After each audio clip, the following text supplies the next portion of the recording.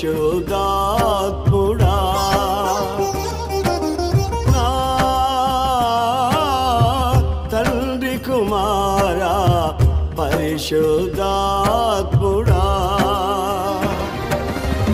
త్రియేక దేవా ఆది సంభూతుడా నిన్ను నేనేమని ఆరాధించెదా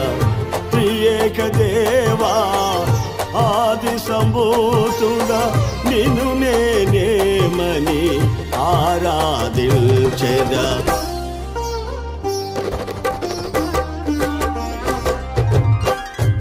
జ్యోతిర్మయుడా నా ప్రాణ ప్రియుడా